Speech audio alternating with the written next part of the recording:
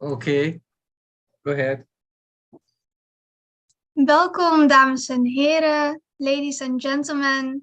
Namaste, assalamu alaikum, good evening or good morning to all of you, depending on which time zone you live in, because there are people joining from all over the world to this meeting. I'm Ashiria Onrood of the Netherlands. I've lived in Suriname for 10 years and I'm now a second-year student studying liberal arts and sciences at Erasmus University College. Our regular moderator, Shakira, is on vacation today. Tuesday will be her birthday, so let's wish her a happy birthday.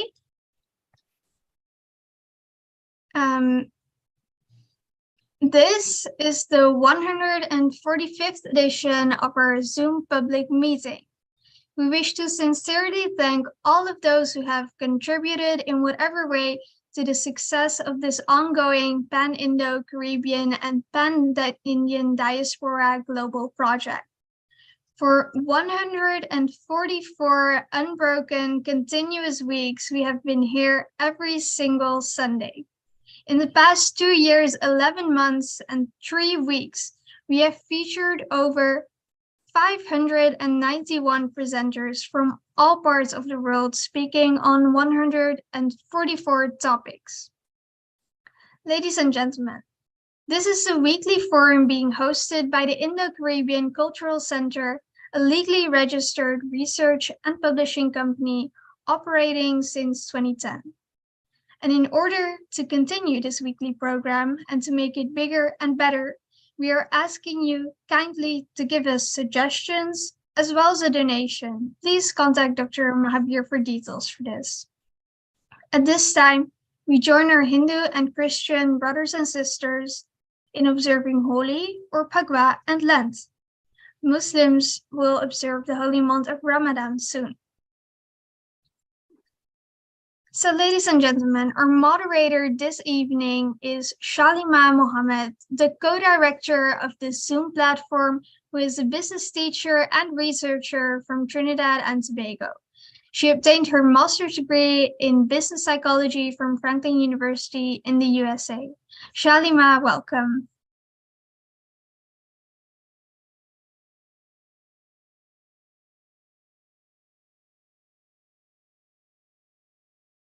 Thank you, Ashiria. Assalamu alaikum, everyone. I want to wish everyone namaste as well, and a very warm welcome to all of you. Thank you so much for choosing to spend this part of your Sunday or your Monday morning with us. So today's public meeting will take the usual form of a panel presentation followed by questions and answers.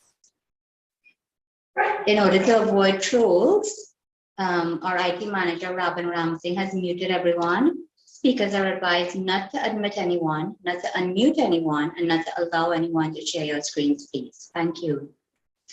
So this virtual event should not exceed 2 hours, as is the norm. And today we are talking about the recent riots in Suriname, ethnic, economic, or political. So what's the background behind this? A peaceful protest against the government in Suriname turned violent on Friday, the 17th of February.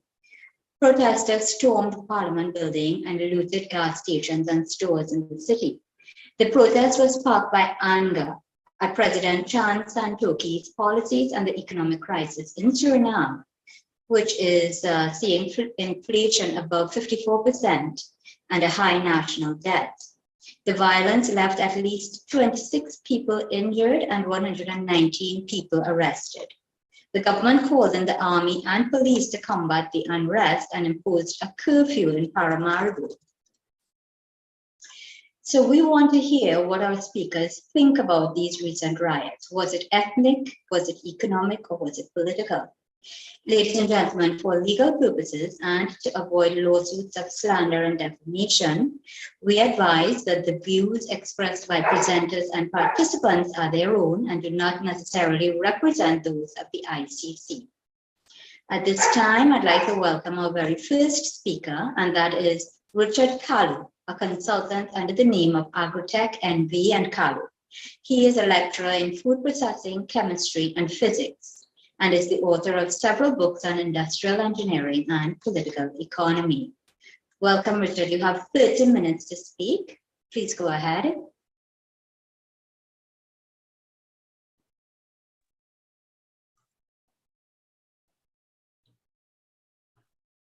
Thank you very much. Good afternoon. Good afternoon. Can you see me? No. Turn on your video, please. We're not seeing you, but we can hear you. Okay. We're seeing a Okay. little bit of you. Not Not your clear head. enough. We have to see more of your head. So Yeah. adjust it. Yeah, I am sitting far from the desk. that's okay. Go ahead, I think. Okay.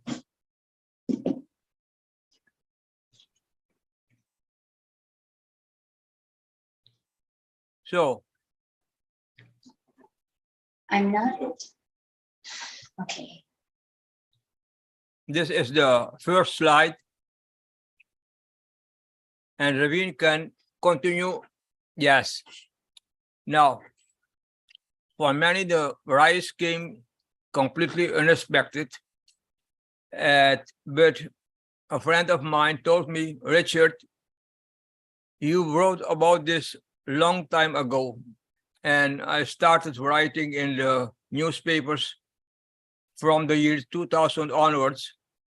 And I have constantly warned that the patronage, consumption, corruption system will ultimately lead to an eruption. And what happened is a peaceful demonstration that is being hijacked by the NDP, that is the National Democratic Party. That's the party of the ex-leader of the army, ex-president. And he is now, in fact, on the roll to go to prison. He's already convicted for, I think, 15 to 20 years. So he's going to prison. So he is the one that has an interest in stoking fires and plunder and riots and that's so on. So he has organized the youth which has no future at this moment in this country, to stoke unrest. And they were, in fact, engaged in widespread disturbances. Next, please. And the main reason and consequence of what we have seen insofar is that we have harvested this week, the past week, 17 February, since what the rulers have sown since 1975. And the harvest is bitter and sour, despite that they had development aid of more than 3 billion Dutch guilders, despite the fact that they had mining income, despite the fact that they did get in 1975 a country that was doing very well. They did not invest in the economy. They did not invest in industrial development. They did not invest in the creation of employment. And they made a mess of the political situation and the economy. They have constantly neglected and tried not to invest in industrial development, agriculture, business, support, etc., because a sectoral balanced development was being done before 1975. We had a 10-year development plan and 2 5-year plans. And they make sure that, in fact, we had a blooming agricultural sector and an industrial sector. But this has been abolished since 1975.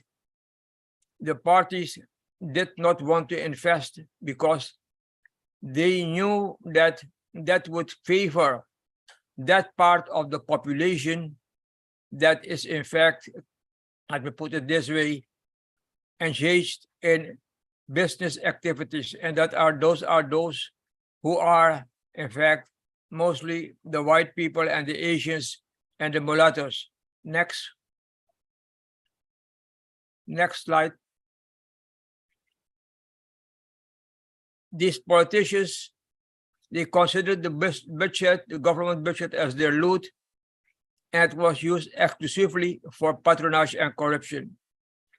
And the fact that the youth can be easily used for riots, arson, and looting, that makes perfect sense, because currently they have no perspective on a better life. There has been unsectoral balanced development since independence. Before independence, there has been no sectoral balanced development since independence. They have focused only on the mining sector. The export concentration is about 90%. So we are for more than 90% dependent on exports from the mining sector. Most of the imports are being paid by the informal sector. And the informal sector, that is the coke sector and those involved in whitewashing and so on. And everybody knows that, in fact, mining is an enclave industry with little spin-off to the rest of the economy, little impact on work opportunities, services supply, the transfer of technology and management skills. So a contribution to socio-economic development is nearly nil. Next.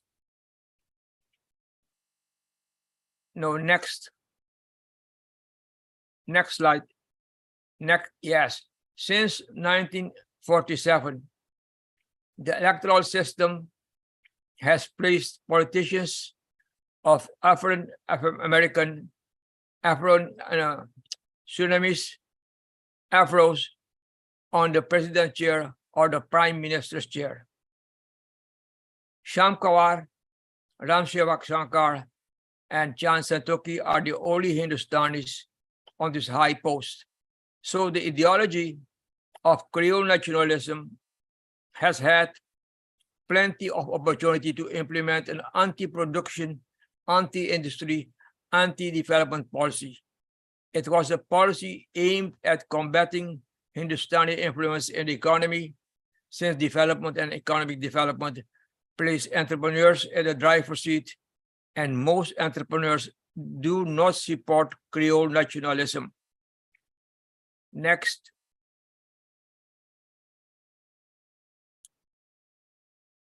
President Felician, who was 3 times president for 15 years, and President Bouterse, they did not build up the economy. They did not build up the economy. The only thing they did, they considered the budget as their loot. So what has happened? The earnings capacity of the economy did not increase. Sectoral diversification has failed. The civil service has grown desperately. There are more than 62,000 civil servants.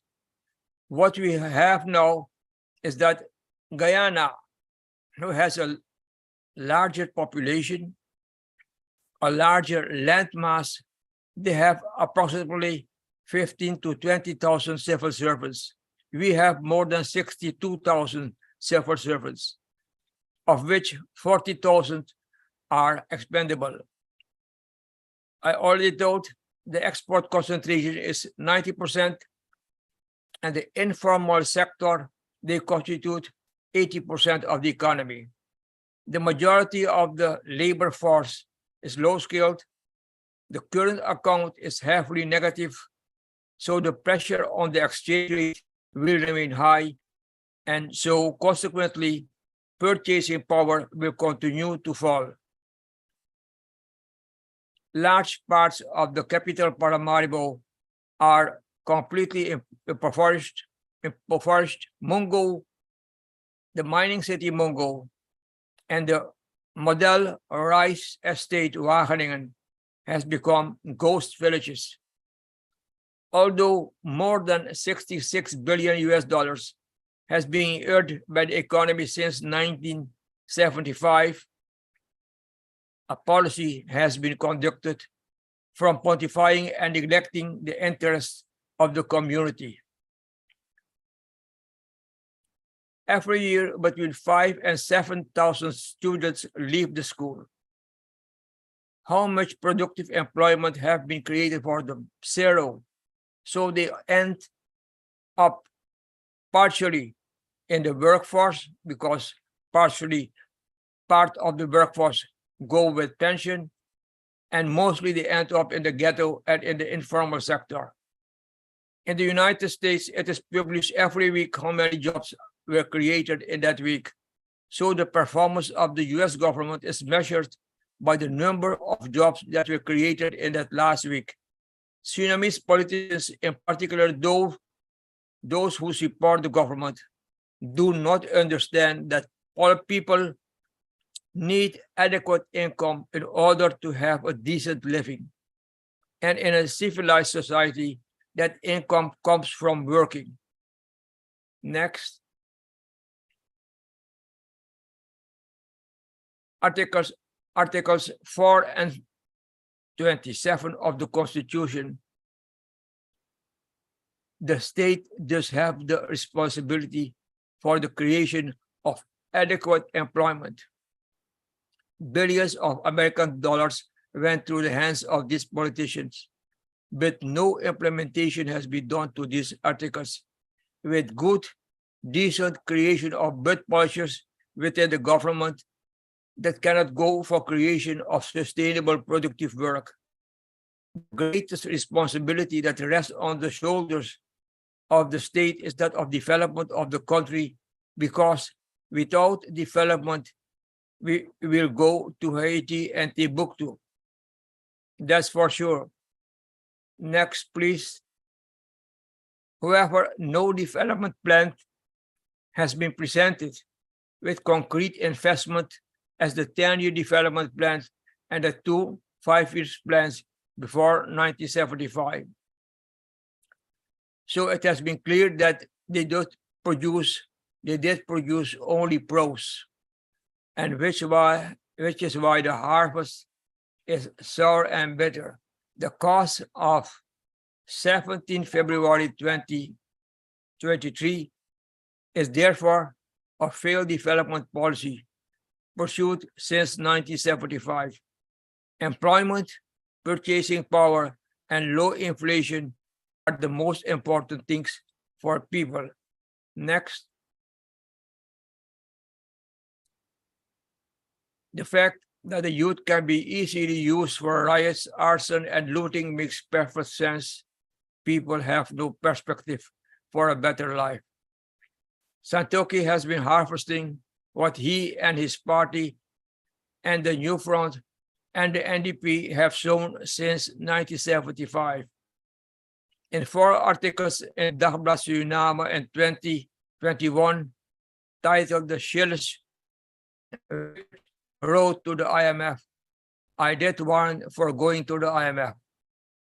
After all, IMF does not have a solution in 99.99% of the cases, because she is only looking for the solution in the monetary sector, while the problem is also in the real economy. Next. In order to balance the budget, all subsidies should be scrapped, which led to increases in the rates of the utilities companies. Small economies are mostly import economies, so the exchange rate affects directly the purchasing power of the population, and the exchange rate is constantly rising.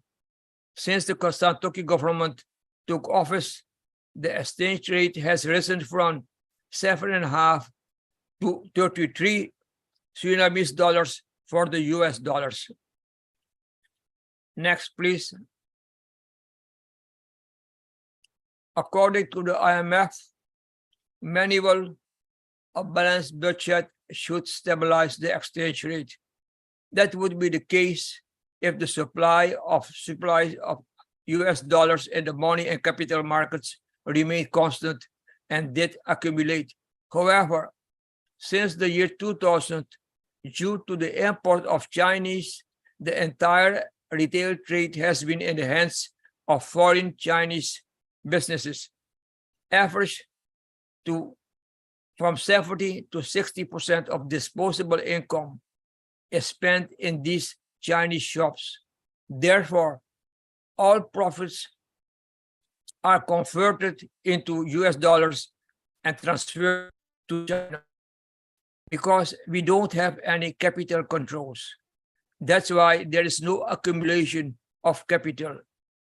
The main chapter, the main book that Karl Marx wrote was accumulation of capital, das Kapital. Our politicians, our economists don't know about that. So they let leak all the foreign exchange to China. Next. As a result of the above, since the president is a big spender and this brings a lot of Surinamese dollars into circulation, the exchange rate continues to rise. This leads to purchasing power reduction. The majority of society cannot longer sustain it because with the increase of the exchange rate, automatically the purchasing power declines. Talking alone cannot avert the economic crisis. Next.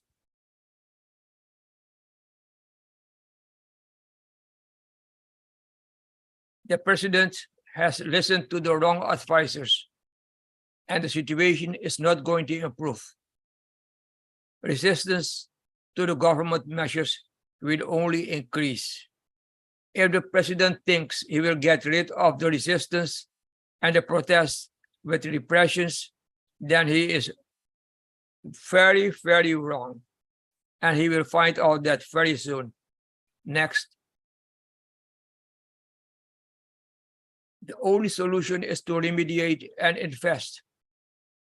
Investing in the foreign earning capacity of the country has the greatest urgency because the gestation period for deep investment is long, as at least 2 years. But nothing shows that the government is aware of the situation. They have funds, they supplied funds for financing all kinds of projects and sectors, but they will not get any relief now, and most probably never, because after all, an investment policy needs to be based on a detailed analysis of the supply side of the economy. Next.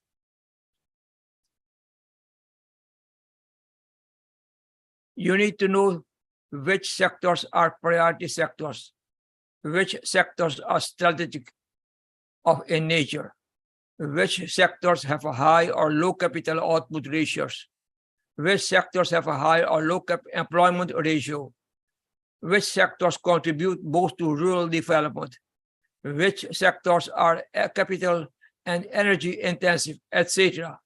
These are the things that must be clear and clear before you can devise an investment policy. Otherwise, it will continue to throw pearls for the pigs, and therefore it must be limited, clear which projects will enjoy support and which sectors do not enjoy support. Next. John Kennedy said about 60 years ago, more than 60 years ago, that you should make the national cake bigger so that everybody's lives can improve, everybody that participates in the economy. If the economy grows and the national income increases, everybody benefits from it. A rising tide lifts all boats, but the politicians of Creole nationalism have the same knowledge of how the economy works as cannibals about space travel. They simply do not know how the economy works. Next. We now reap the sour fruits of their policy. The VHP has heartily supported the NPS policy, that is one of the major Creole parties next to the NDP.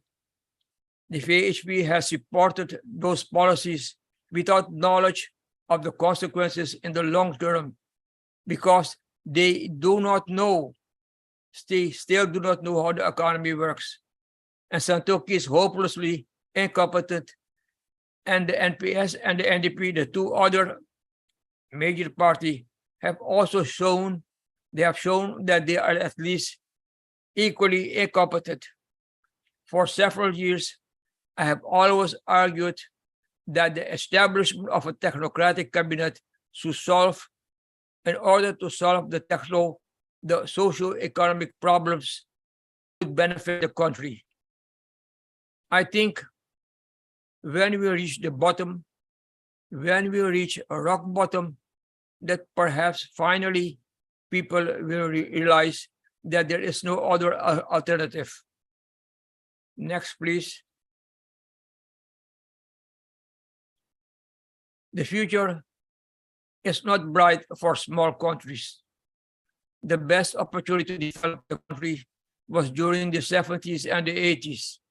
Since the year 2000, the prospects for small third world countries to develop have diminished even more. We are now faced with a large number of threats: scarcity of water, scarcity of energy, diseases and pests, climate change, overpopulation, and so on. The deterioration of the socio-economic situation cannot be stopped by the same people who are responsible for it.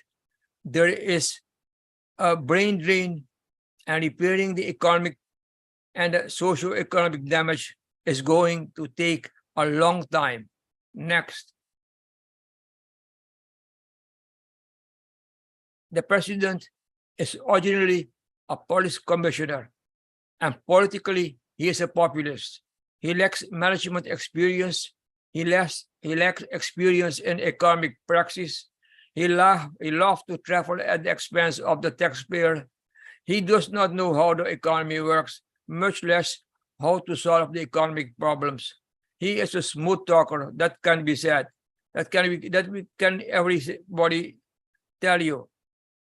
The Constitution and the electoral system are the basis of the poor state of democracy in Suriname. And that electoral system and that Constitution delivers us bad leaders. The allocation of the best politicians is not very smooth with this electoral system and with this Constitution. Next, please.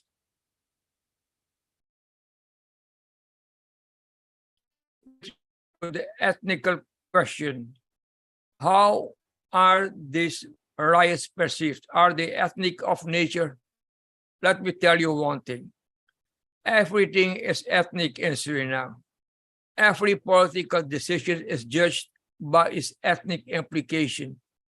The Dutch minister, Pronk, of Development Aid, he knew that too late because he experienced that when decisions had to be made, which projects to approve, then everybody looked only at one thing: whose ethnical group will benefit, which ethnical group will benefit from that project. And when a government is in place mainly of Hindustanis, there's always opposition from the Afro-Surinamese. That is what Suriname has in common with Trinidad, Guyana, and Fiji.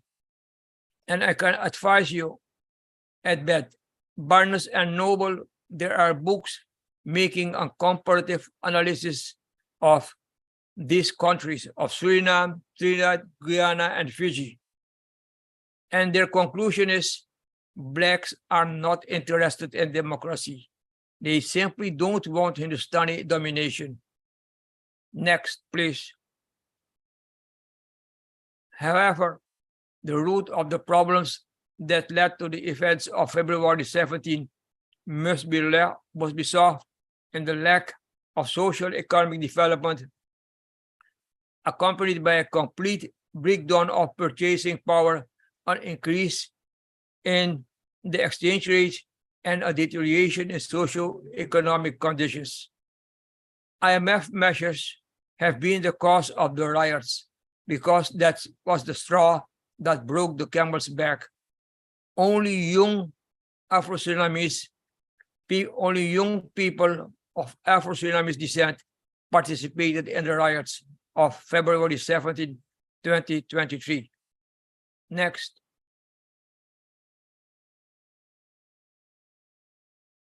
Creole nationalism is a destructive ideology in a multicultural society.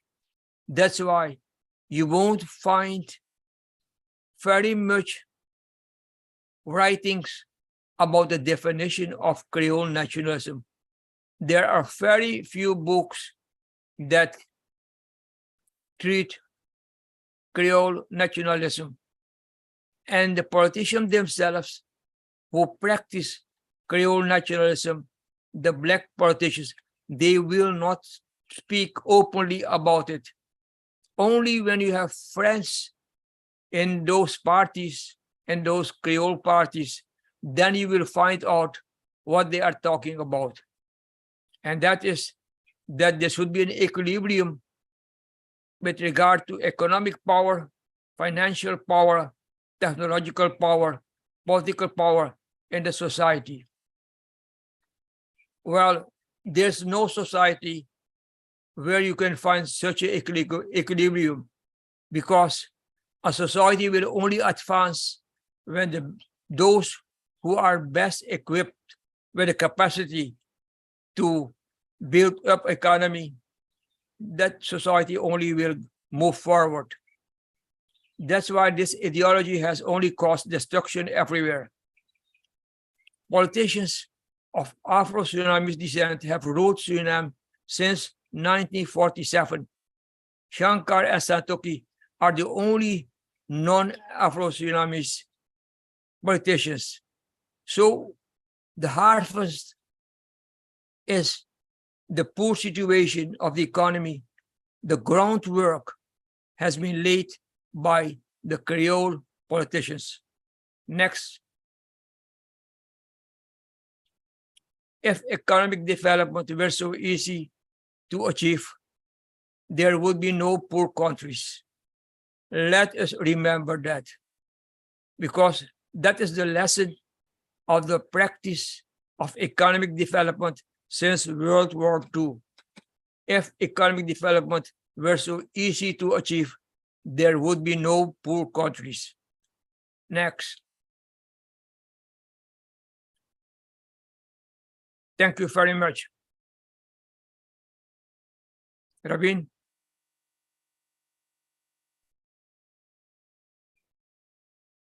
All right, thank you so much, Mr. Kalu. That was a very insightful presentation. You've given us quite a lot of food for thought.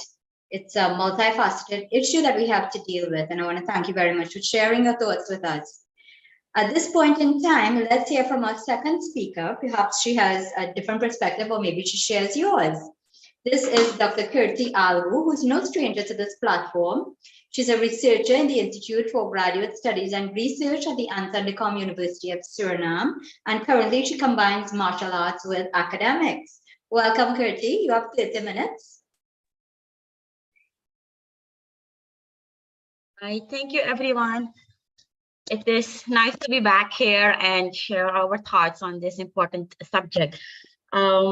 I will share my presentation. Okay.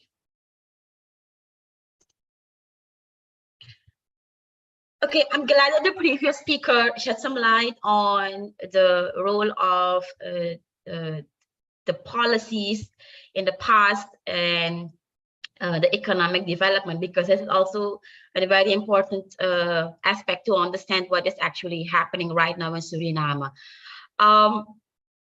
My title is February the 17th Incidents in Suriname, still spinning because we are still in the process of reconstructing of what is actually going on and what happened and where are we headed to.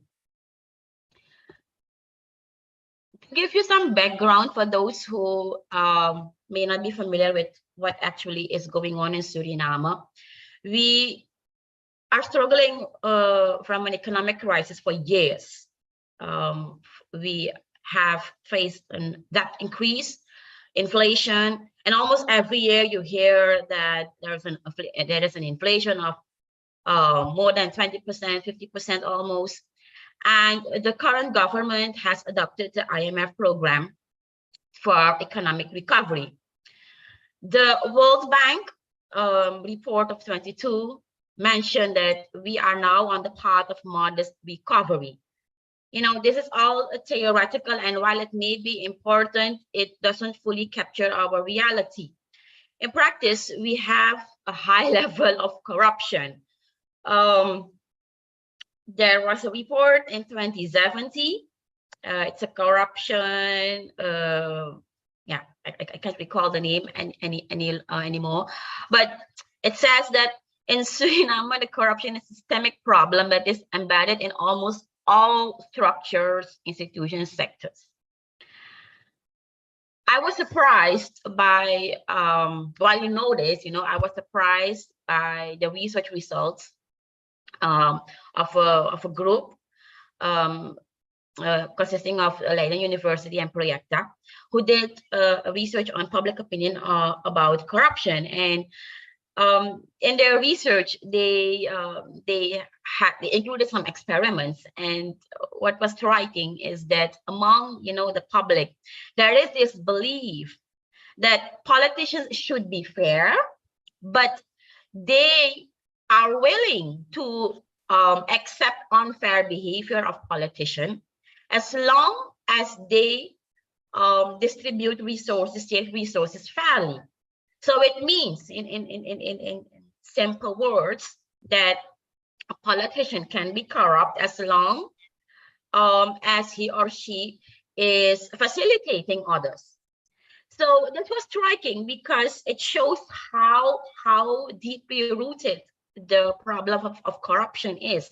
And if we have that at lower levels of a society, it means that it becomes very difficult to implement policies based on transparency, based on accountability.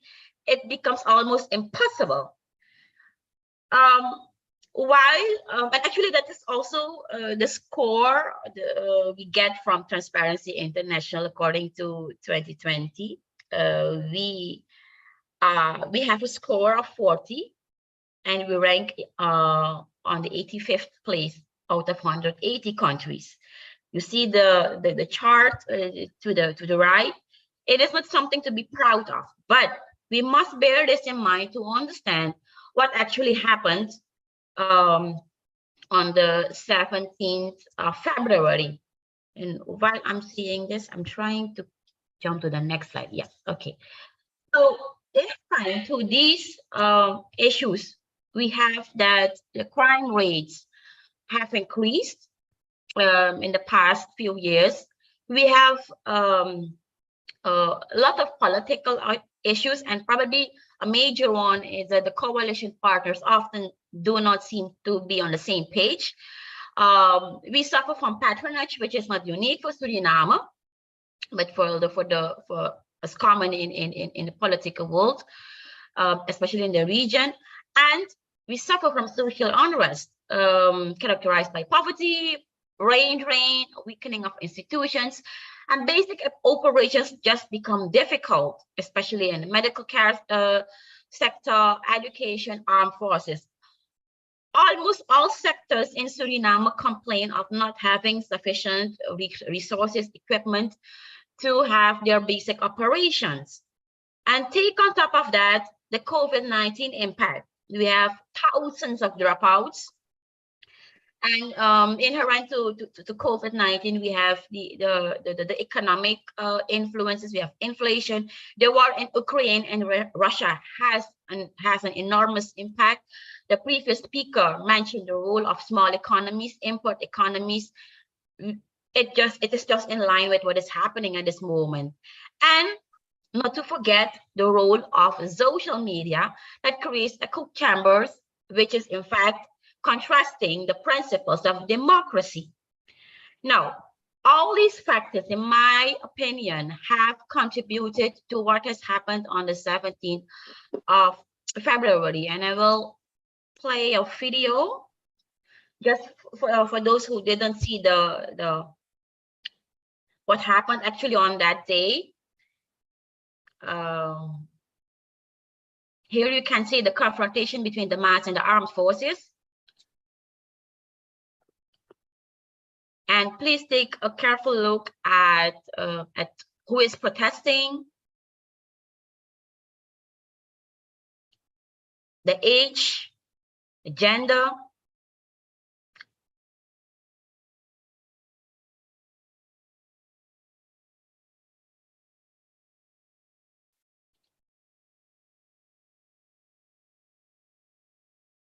It is something not to be proud of. And I will give you in a few seconds some more details about these incidents.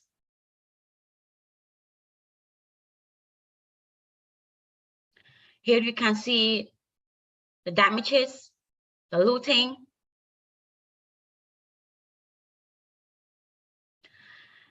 It was quite scary for us. This because this doesn't usually happen in our country. We are familiar with protests, but protests without looting. Okay. I will continue with my next slide. So as I mentioned, I will give you some details. Before the protest, there was this activist. His name is Paquito, or we call it popularly Paquito. Paquito called for a protest to be held on the 17th of February at the Independence Square. And he was actually referring to the economic crisis. No, we're not going to stand on one side. We are not going to keep crying or worrying about this government mismanagement. Suriname, wake up now or never. Let's send this government home. And mind you, the Independence Square is at the opposite of the National Assembly, and it's close to the building of the president's cabinet. And it is important to keep in mind that this activist, he is actually he's actually reflecting the voice of the young generations who are taking an active role in politics and who are openly speaking about corruption and transparency. So their role, at least the role of Paquito, is not limited or it's not unique. He is involved in protests since I think 10 years, along with other well-known activists such as Halfways, Maisha Nurse, and Safira Yasrin. And they all became, or most of them became politically involved. Before the protest, the Paquito, he actively tried to involve, to recruit other people to support the protest. He visited various neighborhoods, organized transportation, and had meetings with the police to guarantee safety. It must be mentioned that the protest along the way got some support from other organizations, labor unions, and that contributed to the number of people who joined the protest that day. So what actually started as an anti-government protest suddenly changed into a full-blown riot and looting. And as I said before, it is actually I wouldn't say well known. It is something uncommon in the Surinamese experience. And what really surprised me personally is that social media access, internet access, was restricted on the evening of 17 February. We were told that the internet company was working on its network, but later we heard that it was because of safety issues. That night, people were arrested. Later, Paquito was also summoned to come to the police, and he was arrested later. And after some days, he was released. How did actually the regional and the global community react on these incidents? To me, the most very remarkable reaction came from the Dominica Prime Minister. He said, we certainly condemn the storming of the parliament. It appears that this is becoming a practice in our hemisphere, and it is something that we all need to seek to condemn and to stamp out in our hemisphere. By saying these words, he actually pointed at the trend in our region. Fortunately, many organizations, including political ones, they condemn the riots, and gradually, you get the usual speculation about who is behind the riots. Some say that it was part of the government scenario to diminish public criticism. Others said no, it was strategy of the opposition, the NDP, but those are all speculations. After the incidents, we got some statements by the president, and where he clearly mentioned that this is not going to be tolerated, and actually he had it tended to be a repressive tone. It had a repressive tone. So I looked at some newspapers, and this is not an entire picture, but this just refers to the collection of articles we have when we were preparing this presentation. Thanks to Melody Hoofstraat, by the way, who helped me organizing this. And the Netherlands had the largest coverage according to our findings, and the Suriname at least 56 articles were written on these incidents. Now, after the incidents, we soon got the discussion about what is actually going on, and there were these popular beliefs that these riots were reflecting the economic inequality by ethnicity. Afro-Surinamese people on one hand, and the Hindustani people on the other hand. And it was so intense that even for the occasion of Phagwah, which is the Hindustani festival on March the 6th, I think, or March the 6th or 7th, they had Phagwah. There were these posts on social media, on Facebook, that Blacks are not allowed on the Independence Square for celebrating Phagwah, Holi. and that Hindustani should not go to celebrations of Afro-Surinamese festivals.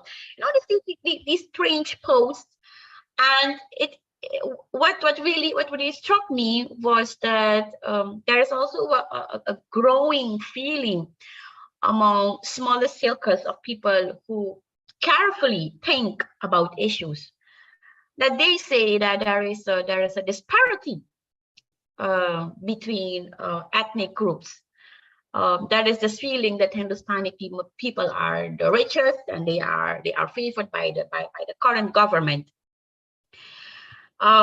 These popular beliefs, while they may have some true elements, do not reflect the entire picture, and they do not tell us everything of what is going on in Suriname as a country that is evolving from a colonial past, given a certain set of political and leadership choices. The previous speaker pointed out, and it would take a lot of time to discuss every element of it. But I just want to neutralize the idea of inequality, and I used the recent publication, thanks to Feng Loi and Van Rampe 2021, where they say that indeed Maroons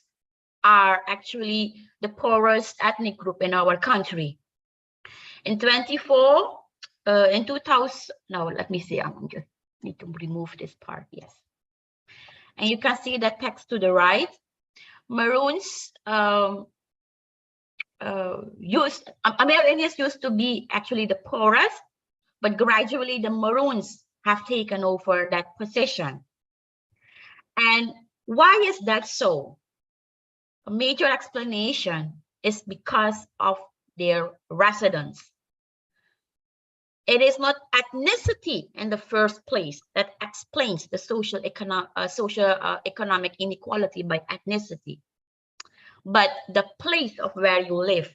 Because if you live in the interior, you have less chance on education and employment, so it affects your position in society. When you look at who has the most money, who has the most wealth, and we can see that the mixed, the Caucasian, the Chinese, but especially the mixed people and the Chinese, they own much more than other groups. So it is a false belief that Hindustani people are the richest in the country. The fact that inequality is explained by residents is also confirmed by other studies. For instance, the LAPOP publication of 2012 mentioned that inequality in Suriname is largely influenced by differences between urban, rural, and interior regions, rather than gender and skin color as in other countries in the region. So I hope that these figures help to give some more nuances in what is going on in this country. And then I move on to some remarks on the data. The data are on the 2004 and 2012 censuses. It will not surprise us if there are some improvements with regard to the position of Maroons, considering the role of the ITPs, the indigenous and tribal communities, tribal populations in gold mining. The current vice president and his political party, as well as others, but his political party, they play a crucial role in the gold mining sector. Do we know where the finances flow? Where are the revenues going? What is the distribution of the income? And how is it affecting those ethnic groups? You know, and I found out that a major issue in discussing these sensitive subjects is that we lack up-to-date data reliable data. And it is extremely dangerous to just say and post on Facebook, yes, we have two ethnic groups, one is rich, the other is poor. You know, those polarized views, they are actually destabilizing a country in a situation where we have almost little to no options than to work together. And this brings me to the slide on economic and political aspects of these incidents. As I said before, the crisis has worsened the standards of life of people, just in general, but affecting the lowest strata the most. But what I find really problematic is that there is no common understanding of the causes, the effects, and the prospects. When you have the government authorities explaining what they think the cause is of the economic crisis, you would feel relieved. You know, the president, for instance, is saying for 3 years in a row that I don't know how you say that in proper English, but that there is some improvement coming up. But when you listen to the Association of Economists, it is a total different story. How can you run a country with little understanding of its main economic problems? It's almost difficult. Other thing is that on the incidents of the 17th February, the discussions about political influences are evident. Some say, as I said before, it's the NDP, the others say it's a strategy of the coalition. But we don't know. It is part of speculation. Some people argue that they have evidence, but it is just increasing the noise, the rumors. It is not helping us. What is evident is that we are facing with a large number of young people who have dropped out of schools. We don't know where they are. Thousands of young people have left the school. And I have witnessed some of these young people, because I train, I'm a martial art instructor. And when you speak to others, you hear that they no longer go to school. They try to work and get some income, which means that they will face the economic crisis really, really severely.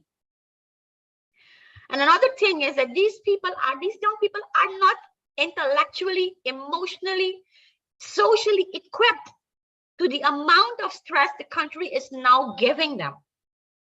And this is regardless ethnic background. If thousands of young people drop out of the regular educational system, they find ways to survive. And what are their coping mechanisms? Do we truly understand what is going on? And take on top of that, the destabilizing role of social media. The US Embassy report on human rights of 2021 mentioned that although there have been no instances of government or community violence against members of racial, ethnic, or national minorities, there was an increase of racial discrimination and ethnically targeted reporting on social media. So, on one hand, we do not equip our people, our citizens with dealing with the stress, dealing with all kinds of challenges, and on the other hand, we have a tool in our hand, which is social media, to just speak up without considering its long-term impact. This takes me to I think this is my last slide. Oh, no, this is another one, yes. The role of social media is clearly mentioned by the UNDP in an article recently published, With Me or Against Me. Based on what we see on the news and social media, it is easy to conclude that Latin American and Caribbean societies are more divided than ever. Social unrest, close electoral races, and legislative gridlock are often attributed to high levels of polarization. Suriname is not unique. While not new, the processes of identification and alienation are being increasingly shaped by the way we consume information. How many of us are actually taking the time to read a newspaper, to educate ourselves, to create filters? By using social media as the main source of knowledge, we actually become victimized by ideological bubbles machines who have the power to just confirm you to preconceived political beliefs. And when you have that, you just have a perfect scenery for polarization. And what usually happens is that the state, the role of the state, which is actually meant that is actually meant to play a neutral role and to stabilize issues, to intervene in conflicts, can no longer fulfill that role. So you see that all the institutions, while they are already struggling with decreased capacity, they are getting much more work, much more burden, because of tools, technological tools we simply cannot handle. And again, I really love the remark of the previous speaker, Mr. Kalu, said we are small countries. These are my final thoughts. I think that the incidents are related to socio-economic, political, and technological influence in a global context of polarization, but also in a historical context of political campaigning and governance. At this moment, our institutions are not properly working. There are even discussions about whether the model of democracy is appropriate or not. Should we preserve the democracy or not? And yesterday, I was part of a small group who talked about a very popular Brazilian historian. Her name is Lila Moritz Soares. And she said, if you want to preserve democracy, at least do two things. Avoid denialism. We need good information to run a country. We need good data for governance. And the second thing is avoid division. The idea is to build consensus, at least compromise for the time being. And I think for the Surinamese part, that is also critical. Thank you. Very good. Thank you so much, Kirti. I can sense the frustration in your voice. It was a very analytical presentation, and you've risen a lot of questions for us to ponder on. And I just want to mention to the members of the audience that you will have an opportunity to ask your questions after our next speaker has presented. So thanks again, Kirti. I also want to acknowledge the Vice President of Suriname, the Honorable Deo Sharman, who is in our audience. Welcome, sir. Ladies and gentlemen, let's move on to our third and final speaker. And this is Dr. Shivaro Gajadeen, an expert in change management, entrepreneurship, leadership, process improvement, and product development.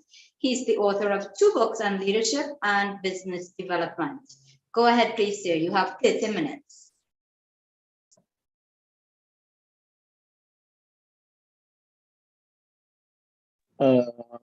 Thank you very much. I also want to say good day to everyone in this session, and also want to thank the former speakers on sharing the information they did with us.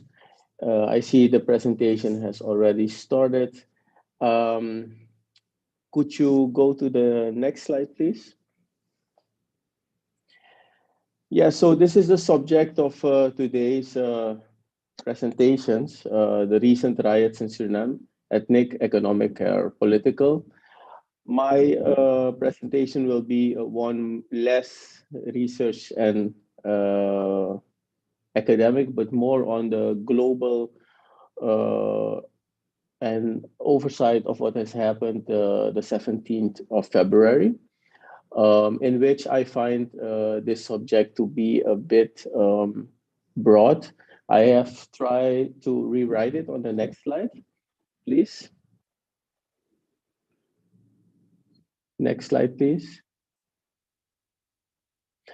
Yes, because the riots could be viewed as peacefully or very violent, it was interesting for me to take this out of what has been going on around the 17th of February, in which you have a piece or a part of the peaceful protests going on and a violent, very violent piece, as we've seen in the previous presentation with some video fragment in which we could see how that has been going on the 17th of February.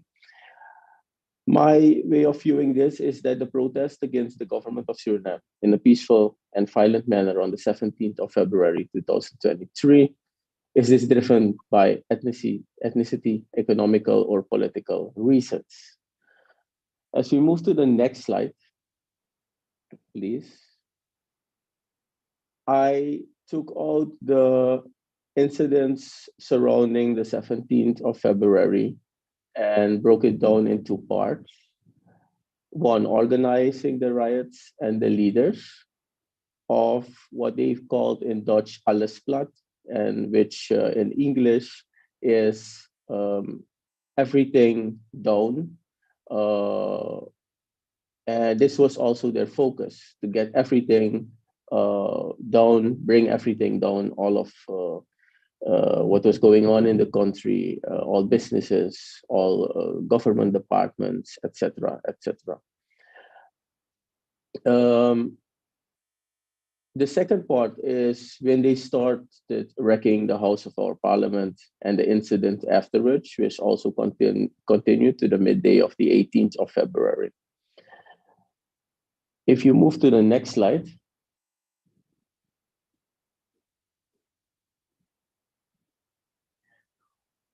Organizing the riots and the leaders of allesplaat, we've seen that in the previous 2 weeks, 3 weeks onwards to organizing these riots, they have, the leaders of these riots has tried to get the contribution of several organizations, companies, businesses, unity parties, and also political parties to join these riots.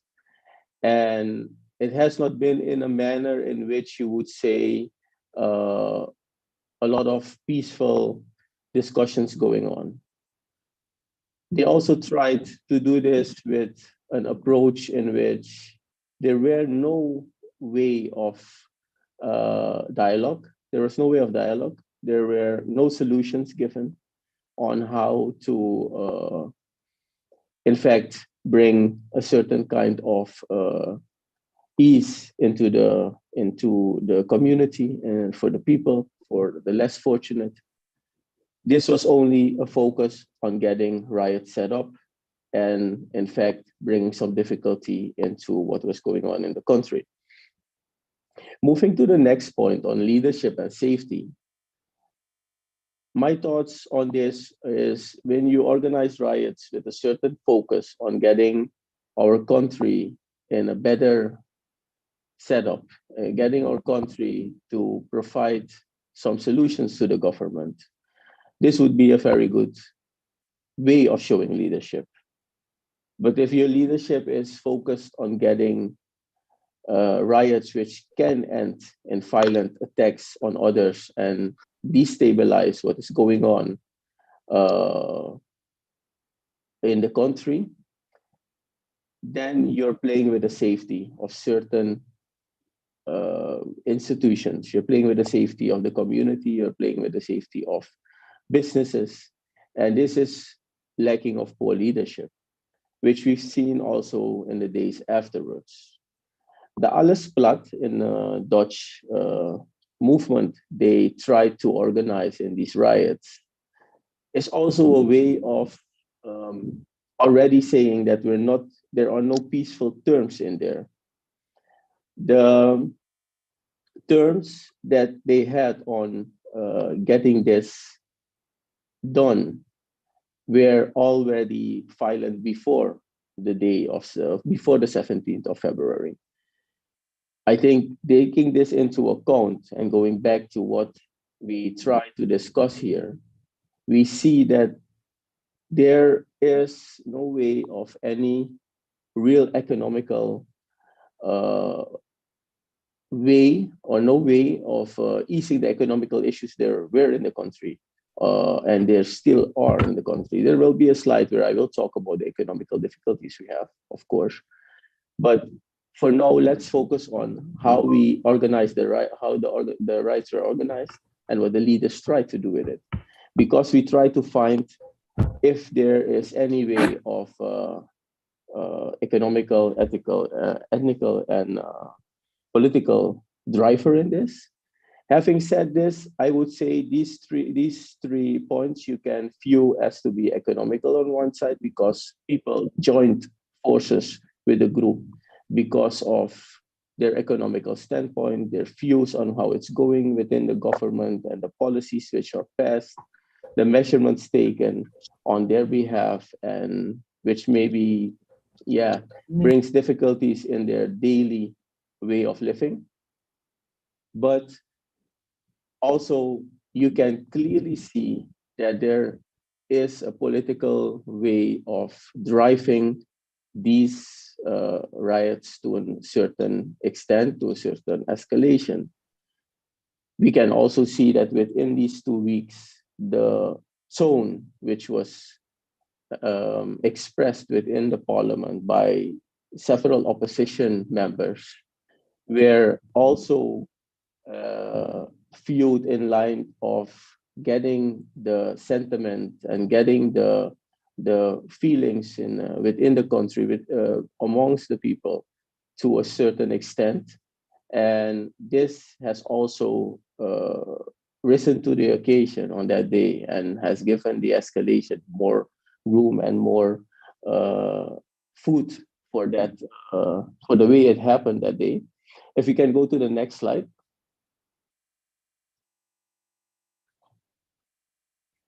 The wrecking of the House of the Parliament and incident afterwards, it's the reason why I took these two apart is because I think till this point, I can have a feeling that there should be some economical and maybe political reasons for behaving like that, getting the right setup like that. But when we're wrecking the House of our Parliament, this is a direct hit to the democracy. Suriname has a history of good democracy, times of good democracy, but also times of very poor democracy.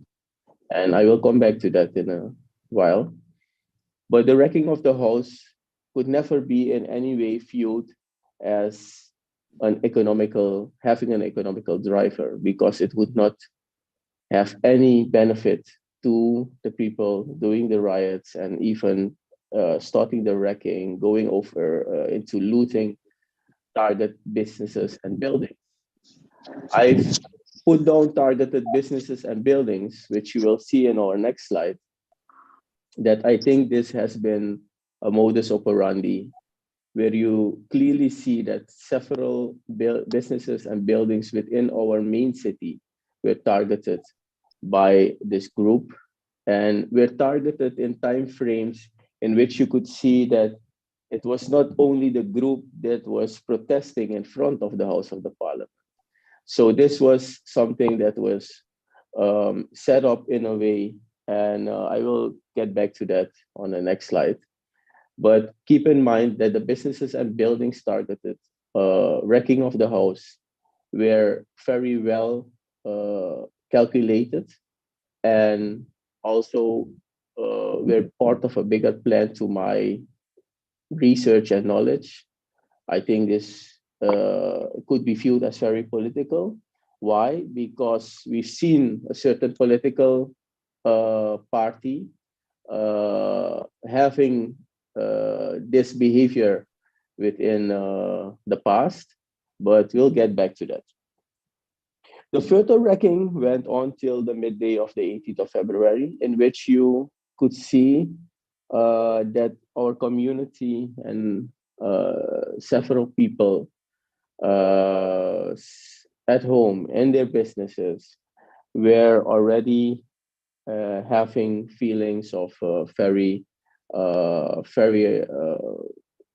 lot of fear, a lot of uncertainty, a lot of anger amongst each other. And in that area, that point, I would maybe say that there was some ethnical fuse drivers there, which I think is very important to take into consideration alongside the different steps which were taken, starting the riots as a peaceful riot, afterwards going into wrecking, looting, and arson also of different businesses and buildings. And then afterwards, in the aftermath, the uncertainty and fear which was within the community. If you move to the next slide. Having said this, you see a certain modus operandi. And this brings me to my conclusion on the political part of the question. The 17th of February has a certain modus operandi, which we can very easily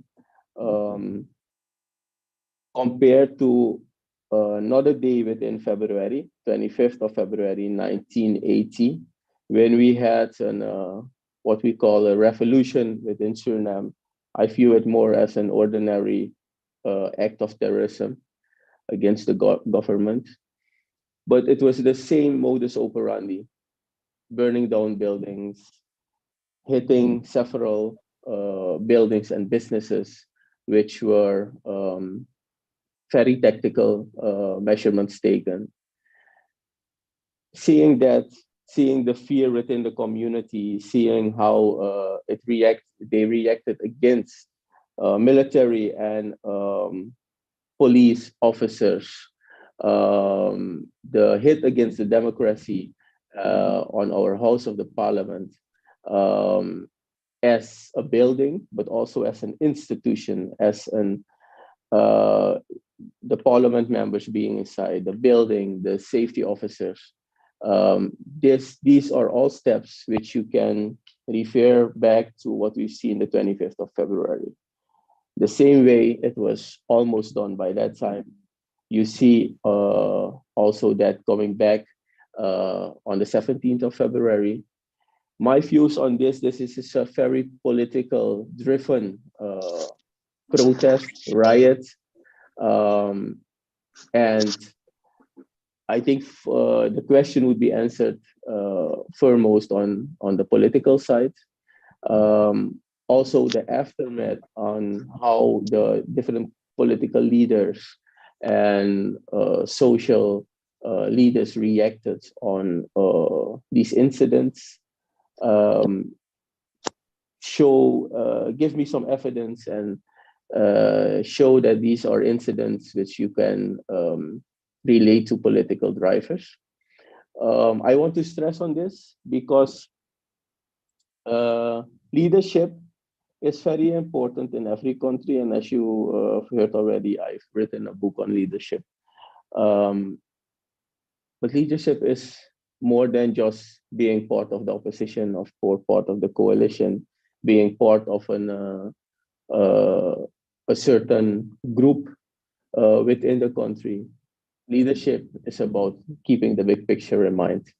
And if we view this, and if we're talking about Suriname, and if we're talking about what has been going on for our countrymen and women, for our country in total, then the leaders who had their hand in organizing the riots and the leaders who had their hand in how the incidents escalated should know that a lack of poor leadership has been shown on that day.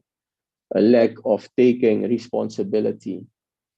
And if you go back to the call for action, alles plat, everything down, as they said, when you ask simply the question, what afterwards? What happens when you put everything down? When you overthrown the government, for example, or where the economy goes down because of destabilization of the economy? What follows next? There is no answer. So let's please be clear. To my knowledge, a political reason driver has been the reason for the riots on the 17th of February. And I urge also our government from Suriname to take this in good consideration in how they can manage this in the near future, as we already see that there are calls for new riots on the 24th of March. It's very important to try to lead this in a very stable way. Can we move to the next slide?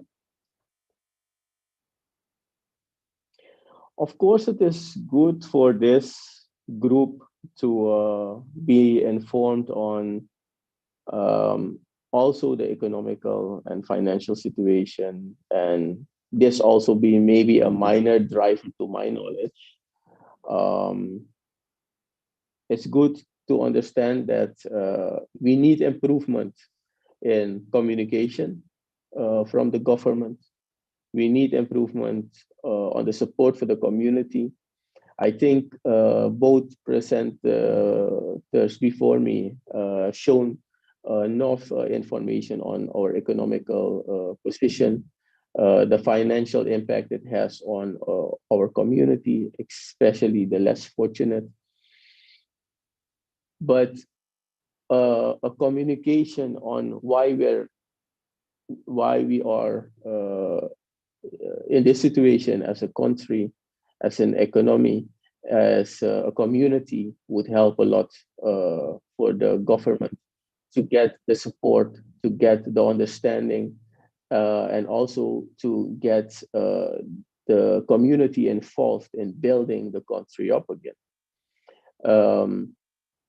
But also, you cannot only talk, you cannot only communicate, you cannot only express feelings of sincere support to that part of the community, or even the community in total, which has difficulties with the measurements taken.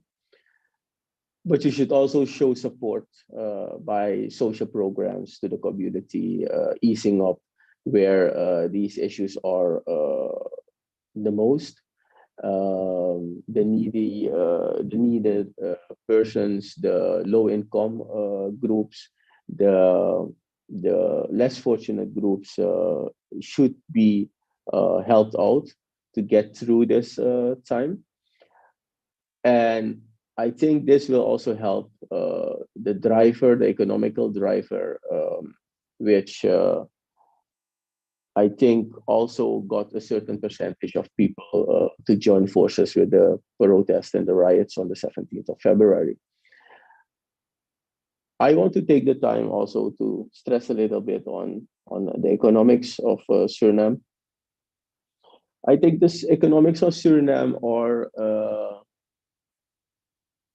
are not correctly shown and communicated. Several parts of the community, and I think especially the opposition leaders and members, maybe by purpose try to share information which is not totally correct or partially untrue. And this is easily taken over by bigger parts of the community. And this starts a sentiment, it starts a feeling. And I think communication being the answer to this will help out to really get this sorted out, because the economical situation is felt very heavily within the community. But if we're looking at all international reports and feedback we are getting, we do see that Suriname has an improvement on in several areas. Something I did miss today in previous presentations, not to go into the views of the other presenters, but I think it's correct to say that on what we use as an benchmark globally, internationally, has shown in their reports that the growth of the economy and getting it back on track has moved into better numbers. But I do understand, getting back to the riots, the group that joined these protests and these riots, don't want to talk about the wrecking and the looting and the arson. I think this is another group, or the group that went there to protest and share their pain, share their feelings, share their concerns, do need the support. They do need the consideration of the government on how they can ease that up. So there is a small economical driver here, but I wouldn't say it is the main driver for the protest of the 17th of February. If we could move to the next slide.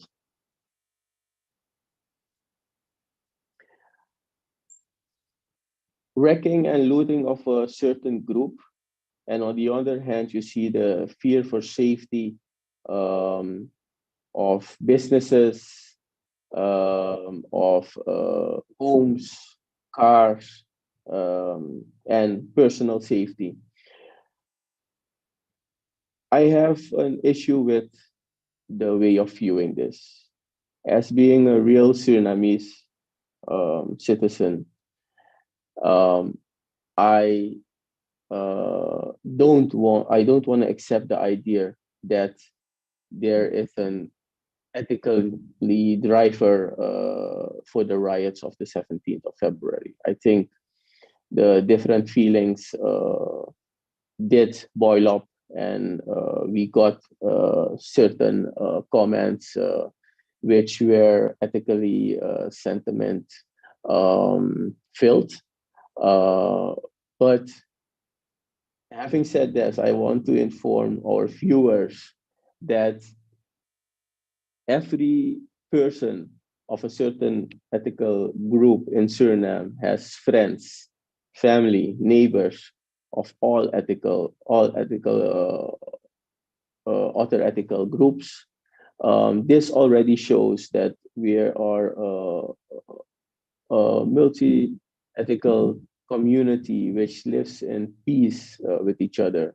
Only when this is used by the political for political gain, we see there you have problems, you have issues amongst different ethical groups, but not within the daily communication, not in the daily way of living. And I don't think that I would accept the idea that the driver for the riots on the 17th of February was an ethical driver. I take this idea out of my views on this subject, and I would like to also say to the group who's here and who's very interested on how it's going within Suriname, really understand that these are 400, 500,000 people who live with amongst each other in a way that has been only disturbed by political influence or political gain on changing our view on how we live with each other. If we could move to the next slide.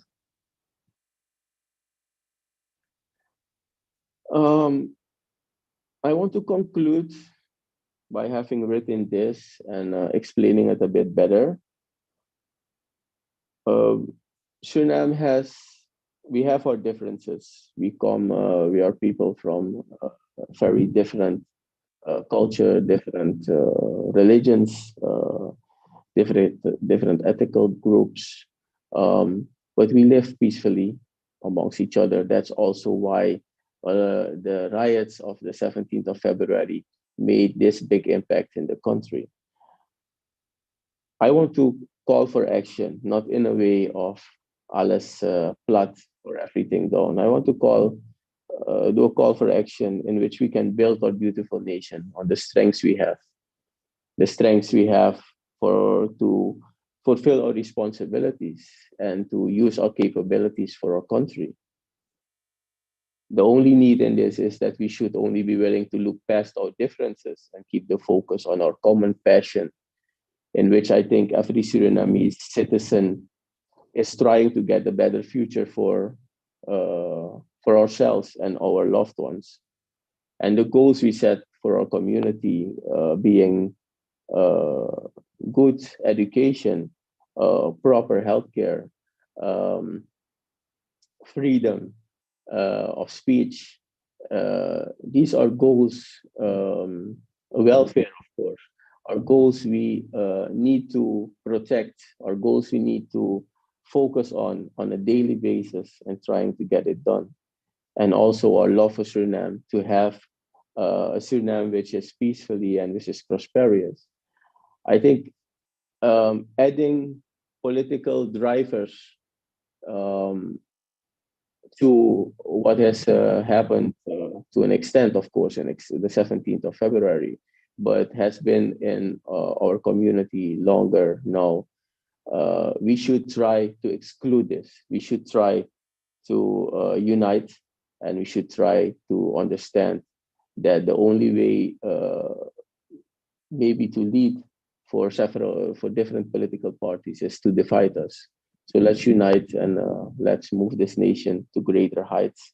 This is what I'm also trying to advocate in different ways, in different areas.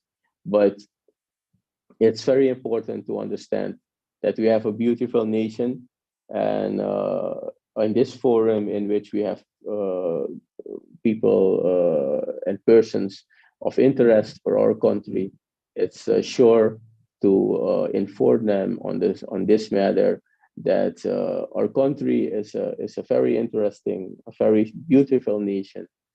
But to conclude and to give an answer to the question of today's subject, political drivers, political reasons divide our country, and dividing our country has been keeping us from moving up forward for the last 48 years. And I think it's time that the Surinamese people take the power back, not by having riots in a violent manner, but by by expressing their differences in views, and by uniting and having good discussions and debates on how we can build our country to higher heights. Thank you for very much for this forum and this way to contribute to this subject. And I want to conclude with this. Thank you. Very well, thank you.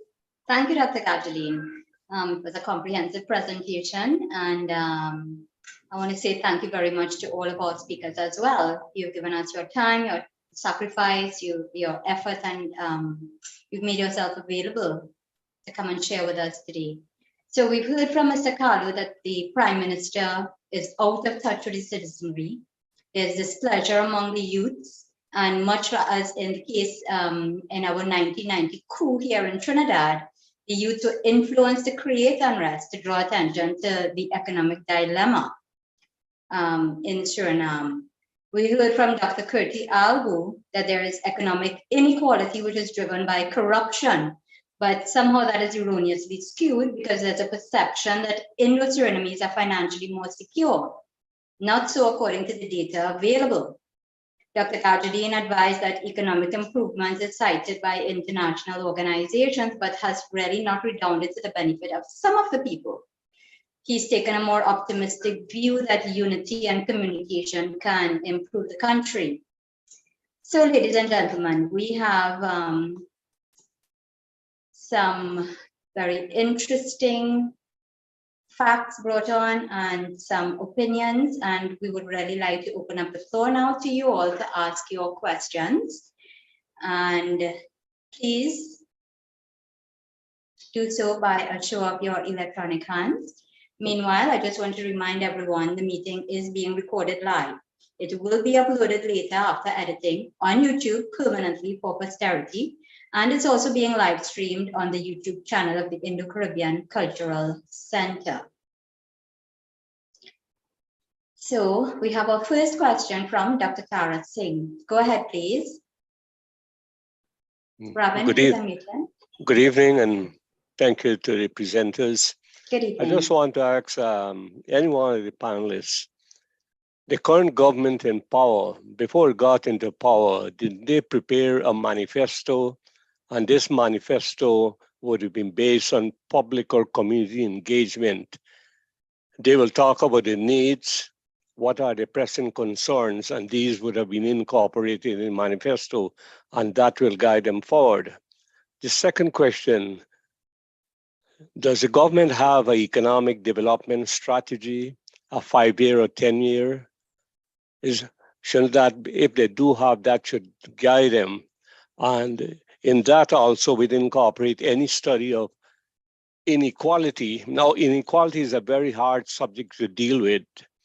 I don't know how they operationalize these concepts, but inequality of what? Of income, of assets, what indicators they use to arrive at these. So these are very critical, and to say that there's widespread disparity or inequality which generate resentment and hostility, we have to ensure that the data is very credible and how they arrive at it.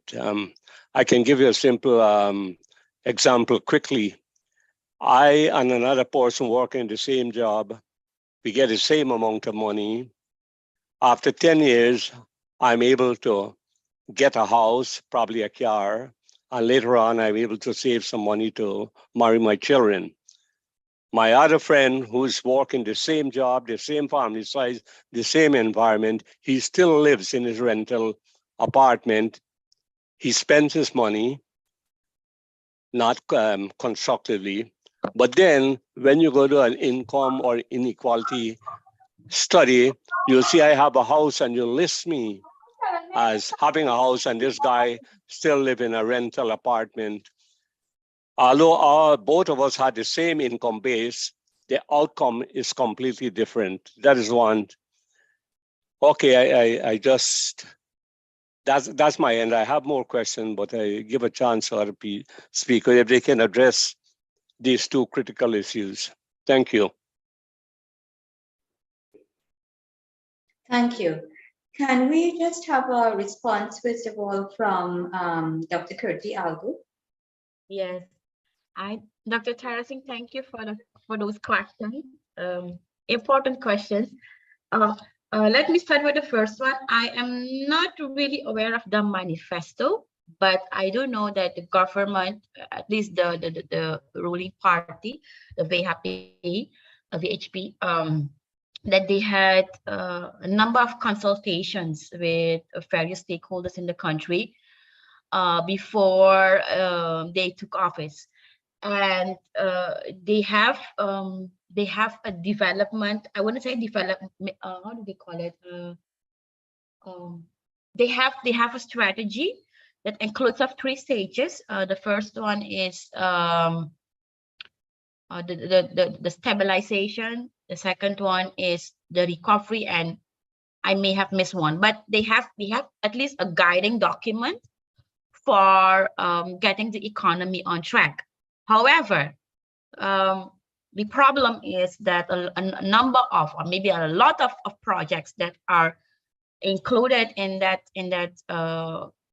plan are not implemented, and the conditions to implement those are not present. So you get this forth and back in the discussions between the government authorities and other economists about how to recover the economy. What makes things worse is that the government channels, they usually provide one-sided information. So you do not have an open atmosphere of critical, neutral discussions. So for the groups in our country to follow what is actually going on is extremely hard.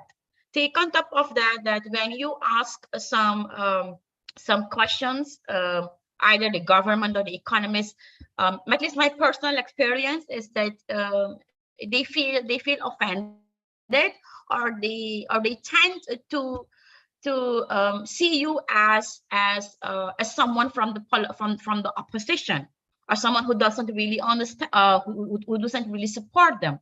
While the idea is to create an atmosphere, an open atmosphere of discussing crucial issues. Your remark about measuring inequality is really important. Honestly, I don't know how the reports made those measurements I referred to, but I know at least one study. And this one one by my colleague. She used assets, for instance, a refrigerator, gas, and those kind of devices in your house to measure whether someone is rich or poor, or something in between. And one of the conceptual remarks was, what is actually poverty? Is poverty measurable in terms of assets? Is it a mindset? Is it cultural? So those are conceptual issues to deal with, and it affects on the long run on how we look at perceived inequality, if I can say, perceived inequality between ethnic groups. It is a tough discussion. It is a sensitive discussion, and again, I point at the necessity of good data. If you do not have the data, it's really difficult to move the dialogue forward, and it only creates a lot of rumors that are actually contributing to a further destabilization of the atmosphere. May I have the floor? Thank you very much. Yes, Mr. Kalu, please go ahead. Okay. Well, the question that Mr. Tara Singh dropped, we know that in our country, but it depends on which cultural group you are, because every cultural group, every ethnic group has some capacities with regard to their capacity to handle money, handle their life, take responsibility for their life, take responsibility for their family, and look for jobs, and they know how to spend their income. Not everybody in every ethnic group knows that very much. And I know from the families, people in the Black community, that a lot of them, they use their savings to have a good birthday party. That's it. And they save again for the next year's good day and a birthday party. That's the problem. The problem is that not only lack of data, but you see that from the 60s, I speak about 60 years ago, 1961, 1962, a Dutch economist pointed out that the civil service was expanding too much. What happened? The politicians who were in charge, those were exclusively only Black politicians. They did not start investment in industry, in agriculture, and fisheries, nowhere in the productive sector. So the only thing they could do is to get their people into the civil service in order to have some income. One prime minister had some kind of social service to accommodate people who were looking for jobs, for work, for income, but they never invested in productive sectors in order to have firms, to have farms, to have economic activity where they could earn a living. That do that. What happens now is that thanks to the enlargement of the informal sector, not the legal informal sector, the illegal informal sector is the largest sector in the Suriname's economy. They finance 90% of all imports. And there, the Hindustanis are 5% till 90%, 90% present. So they control the economy because it is the illegal, informal economy that runs this country. If the illegal, informal economy is stopped, then all shops will be empty. Then the exchange rate go like a skyrocket, sky high. Then the people will feel, because what they feel now is just a trailer. Then they will feel the heat. And that is due to bad economic policy. And also this government, they produce some pamphlets, beautiful pamphlets, and they brag about it, the so-called hairstyle plan. Hairstyle plan means reconstruction plan. It's garbage because it was aimed at projects financed by the Inter-American Development Bank, IDB. They had projects only in the civil service, only in the government. So the government is like Volkswagen, like a car from 1960 or 1950. And they try to put money there, yeah, like a new motor from Mercedes-Benz, new engine from Mercedes-Benz. You can do that. So when you put money into the government to increase productive activity, it's lost money. The problem is all politicians are talkers, our speakers are ex-civil service. They have no experience in planting rice, planting banana, chopping wood, building a house. No experience at all. They don't know that. They know only how to spend money. And the president is a big spender. He loves to spend. So that's why the money supply has been increasing. Without change of government, you can forget change of the mentality, change of the culture of this government. Without change of the persons in this government, they won't change. So there's need for change of government. Otherwise, the heat will become hotter and hotter and the public will go on the street. And you can tell you next week and the weeks that are coming, then it will happen, then you will see that most of the people will enter into the activities of not working. So when the unions were till 17 February, they were aside, they thought step in. But now the unions are prepared to step in and to support all activities against the government. Then you will have, then there will be genuine pressure to make sure that there is a change of government. Unlike a change of government, nothing will change. Thank you. All right, Mr. Kalu, thank you Yes. very much. And Could I want to say I, we really appreciate. Yes, certainly. I Yes. just want to say to Mr. Kalu that Despite his compromised health, he is here making a serious contribution, and we really appreciate it.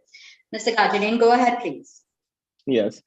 So I would like to share on the question if there are any plans or manifesto on how to get the country on rails again.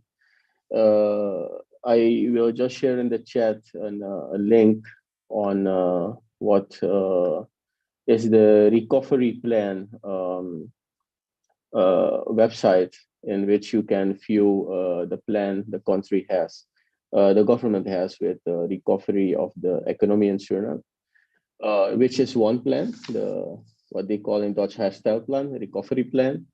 We have our plan with the IMF also, which is also part of the government's planning on and support to the recovery plan. There has been also a social well-being support plan, which came afterwards, is also a bit a part of the recovery plan.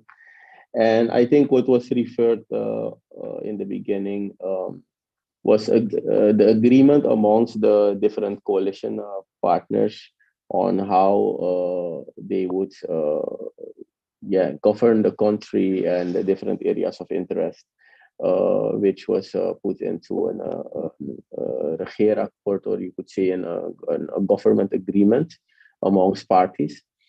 I think these are several documents we can find information in. And of course, every plan has the difficulties with funding and how to get it organized and how to get it, in fact, supported, financed, but also run.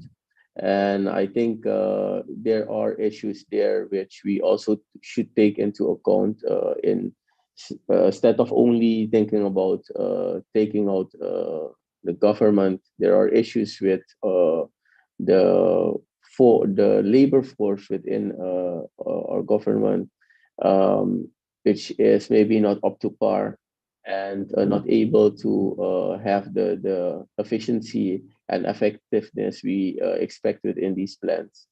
So I think this should also be taken into account on getting this executed.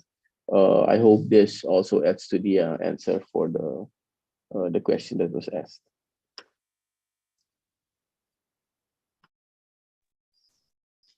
Yes, Dr. Gajadin, thank you very much for that contribution.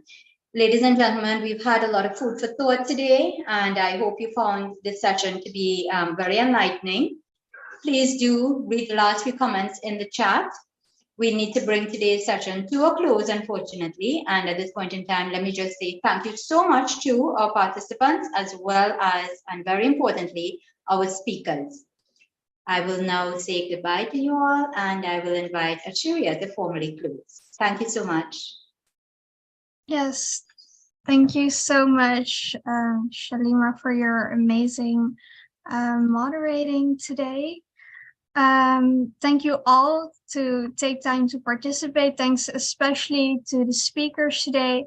And as I have said before, this public meeting is being hosted by the Indo-Caribbean Cultural Center. Feel free to contact the ICC to publish your books and reports. Remember that we are also kindly asking you to give your suggestions as well as donations. And please contact Dr. Mahabir for details. Thanks to the advisory and planning team led by Dr. Mahabir. Thanks to our IT manager behind the scenes, Dr. Ravin Ramsingh, who has been recording the program and will edit and upload it to our website and YouTube channel permanently for posterity. Our topic next Sunday will be Indian culture in Latin America. Please visit our YouTube channel so you can see all our past recordings. I'm Ashiria Anrud of the Netherlands saying goodbye. I hope you found this evening really insightful as much as I did, and I wish you a wonderful evening. Dhanyavad. Thank you very much, everybody, for being here. We had a very good turnout, and significant viewership on the YouTube live stream. Jay, sorry, couldn't accommodate you, but you can ask your question